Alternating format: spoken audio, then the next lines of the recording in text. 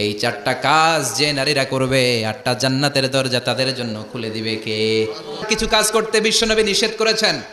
জামার উপর দিয়ে পারফিউম মেখে যেতে নিষেধ করেছেন মুহাম্মদ সাল্লাল্লাহু আলাইহি ওয়াসাল্লাম। আইয়ুমা ইমরাআতিন ইসতাআতারাত, যেই মহিলারা পারফিউম মেখে বের হলো পুরুষদের দৃষ্টি আকর্ষণের জন্য, কিয়ামতের দিন জিনাকারিনীদের কাতারে ওদেরকে দাঁড় করাবে কে?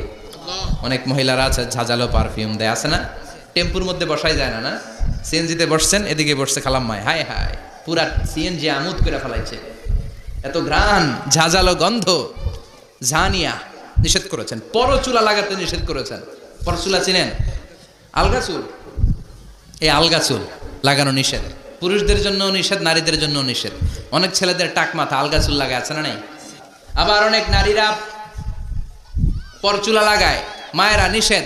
ব্রু প্লাক নিষেধ করেছেন মুহাম্মদ সাল্লাল্লাহু আলাইহি ওয়াসাল্লাম। চারটা নিয়ম মেনে যদি নারীরা ড্রেস পরে, যে কোনো ড্রেস পরতে পারবে, কবুল করে নিবে কে? মায়েরা খেয়াল করে শুনেন, আপনাদের ড্রেস কেমন হবে? নাম্বার 1, আপনার পুরো দেহটা ঢাকা থাকতে হবে। যে ড্রেস পরবেন, you should cover your whole body. শুধু হাতের এই 2 কবজি আর চেহারা খোলা রাখতে পারবেন, তবে চেহারা ঢেকে রাখা উত্তম।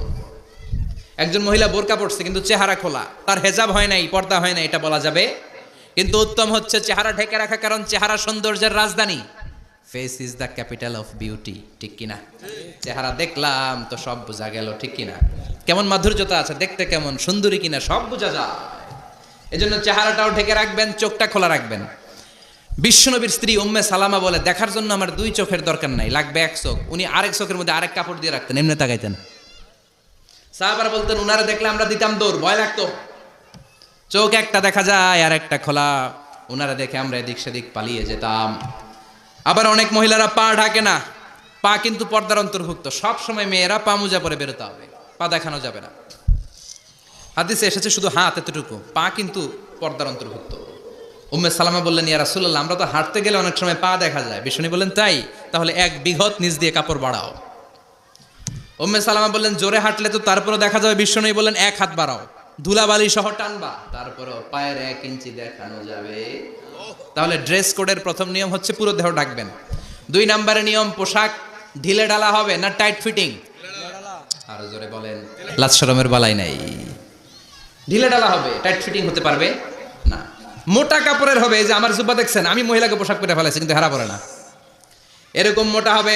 মোটা কাপড়, কিচ্ছু দেখা যায় না, বাইনোকুলার দিয়েও দেখা যাবে না। আবার ঢিলে ঢালা আছে না নাই?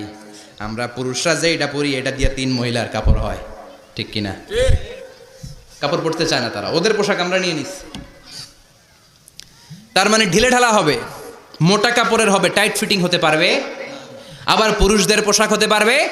এই 4টা নিয়ম মেনে যে যেই ধরনের পোশাক পরেন, চাদর পরেন সমস্যা নাই, শাড়ি পরেন সমস্যা নাই, ব্লাউজ পরলে ফুল হাতা